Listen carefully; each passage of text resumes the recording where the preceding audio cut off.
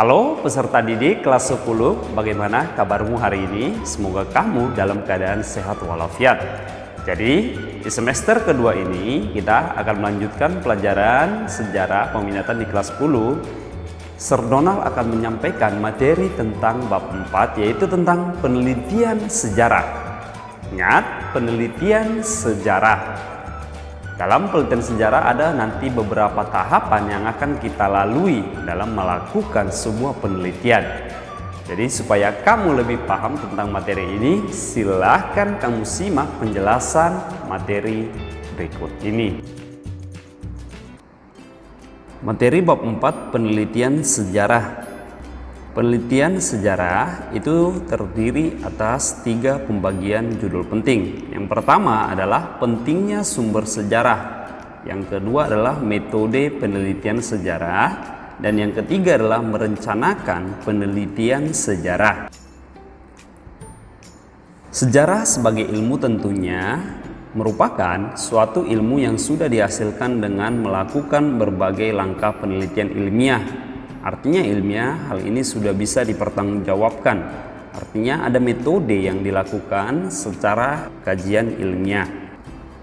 Yang pertama, atau judul pertama, kita akan melihat pentingnya sumber sejarah bagi penelitian sejarah. Sumber sejarah berdasarkan bentuknya itu terdiri atas 3, yang bagian A-nya adalah sumber berupa benda ataupun artefak. Misalnya itu terdiri atas fosil, bekas tempat tinggal, candi, dan masjid. Dan masih banyak bangunan-bangunan lainnya. Yang bagian B-nya adalah sumber lisan. Lisan itu artinya apa yang diutarakan. Sumber yang langsung diturunkan dari suatu generasi ke generasi lain. Itu adalah sumber lisan. Sumber lisan juga nantinya itu terdiri atas beberapa bagian. Jadi nanti sumber lisan ini terbagi lagi menjadi 3 bagian. Yang pertama adalah sumber lisan sejaman. Apa itu sumber lisan sejaman? Sumber lisan sejaman ini adalah keterangan lisan dari saksi mata atau orang yang sejaman. Yang kedua adalah sumber lisan tidak sejaman, berbentuk ucapan lisan seperti dongeng, peribahasa, dan masih banyak lagi yang tentu perlu kita kaji kembali. Yang ketiga adalah sumber tertulis, adalah sumber yang berupa surat, notulen rapat, kontrak kerja, piagam, arsip, maupun dokumen-dokumen tertulis lainnya. Oke ya, jadi itu adalah pembagian 3 sumber lisan dalam sejarah. Yang kedua adalah kita lihat sumber sejarah itu berdasarkan sifatnya. Yang pertama adalah sumber primer. Sumber primer itu merupakan suatu sumber utama dalam penelitian sejarah. Ingat, suatu sumber utama dalam penelitian sejarah. Sumber primer itu biasanya kita dapatkan dari kesaksian pelaku secara langsung. Artinya orang yang melihat kejadian tertentu. Misalnya jika kita berbicara tentang proklamasi kemerdekaan 1945, kita langsung mewawancarai orang yang hadir pada saat proklamasi tahun 1945. Itulah yang disebut dengan sumber primer. Sumber primer juga nanti bisa terdiri selain daripada lisan itu bisa berupa dokumen yang asli, naskah, arsip, maupun benda atau bangunan. Jadi mereka itu langsung berkaitan langsung dengan sejarahnya. Yang kedua adalah sumber sekunder. Sumber sekunder disebut juga dengan sumber kedua, bukan sumber utama. Kenapa? Karena bukan berasal dari kesaksian pelaku sejarahnya, melainkan sumber sekunder ini sudah berasal dari saksi atau orang yang tidak menyaksikan peristiwa itu. Artinya mereka juga hanya sebatas saksi yang tidak melihat langsung kejadian itu bagaimana persis kronologis kejadian tersebut, tapi tetap masih bisa digunakan. Yang ketiga adalah sumber tersier. Sumber tersier ini merupakan suatu kumpulan sumber primer dan sekunder. Jadi inilah gabungan daripada primer dan sekundernya. Contoh sumber tersier adalah ada yang namanya bibliografi ataupun daftar pustaka. ada lagi yang namanya katalog, perpustakaan, direktori, dan masih banyak lagi sebenarnya contoh-contoh dalam sumber tersier ini. Oke, seperti misalnya ada yang namanya ensiklopedia maupun buku teks, itu bisa dijadikan sebagai sumber tersier. Jadi misalnya buku teks sejarah kita itu bisa dijadikan sebagai sumber tersier. Di antara ketiga sumber ini, tadi kita sudah dengarkan ada primer, sekunder, dan tersier. Tentu sumber yang paling baik kamu sudah pahami, yaitu adalah sumber primer, karena merupakan sumber yang berasal dari pelaku sejarah secara langsung, yang tentunya dia mengetahui kapan, bagaimana kronologisnya tadi. Jadi tentu bisa dipercaya. Judul yang kedua pembahasan kita adalah bagaimana metode penelitian sejarah. Ingat, suatu metode penelitian sejarah itu dilakukan menjadi beberapa tahapan ataupun langkah-langkah penelitian. Jadi langkah yang benar sebenarnya adalah ada 5 langkah penelitian sejarah.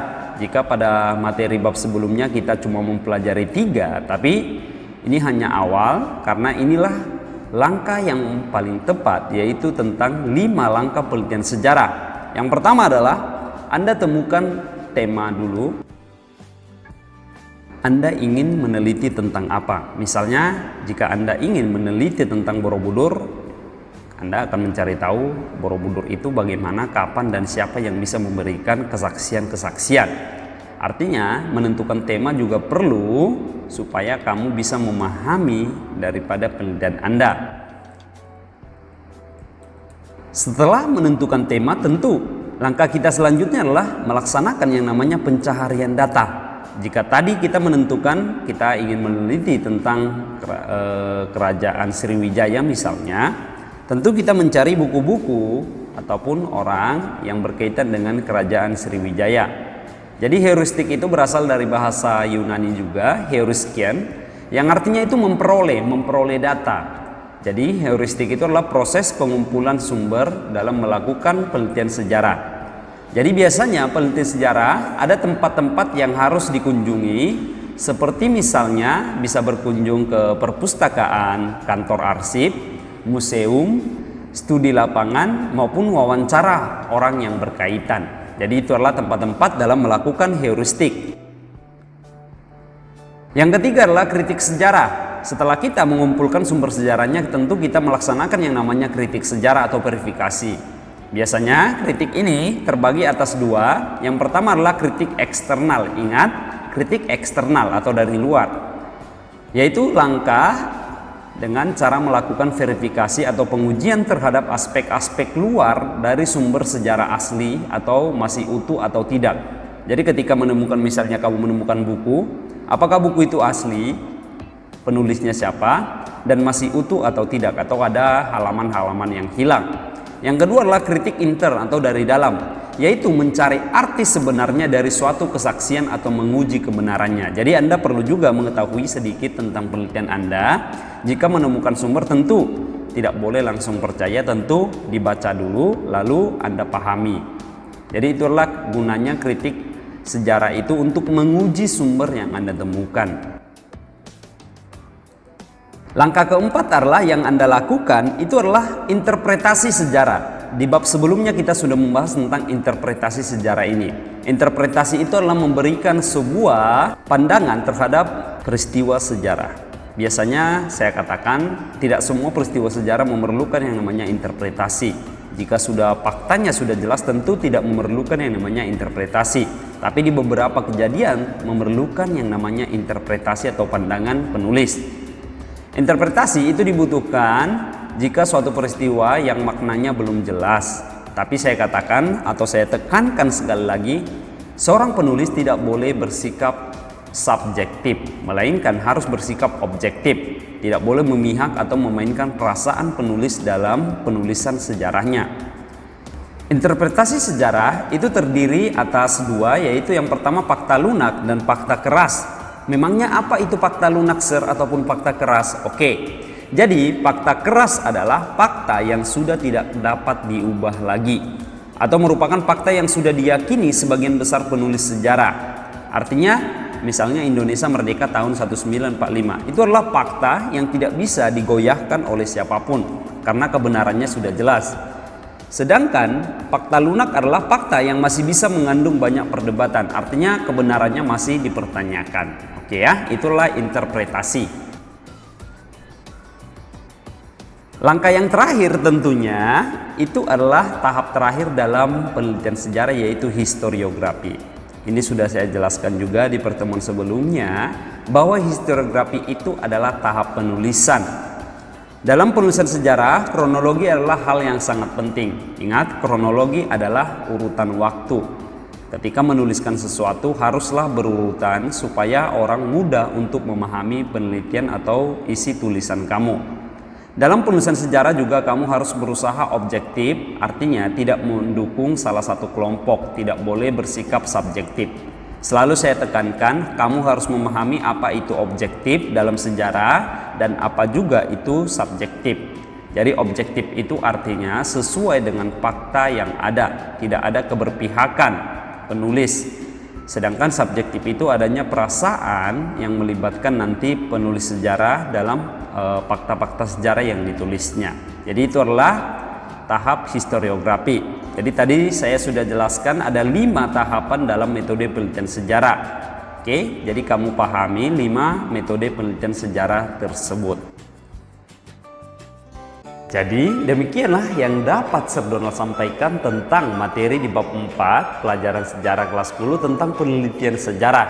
Tadi kita sudah dengarkan bagaimana langkah-langkah penelitian sejarah, mulai dari memilih tema, mengumpulkan bahan, kritik sumber, interpretasi, dan melakukan yang namanya historiografi. Semoga materi tentang penelitian sejarah ini bermanfaat untuk Ananda sekalian. Jadi sekian yang dapat Sir Donald sampaikan. Saya ucapkan terima kasih.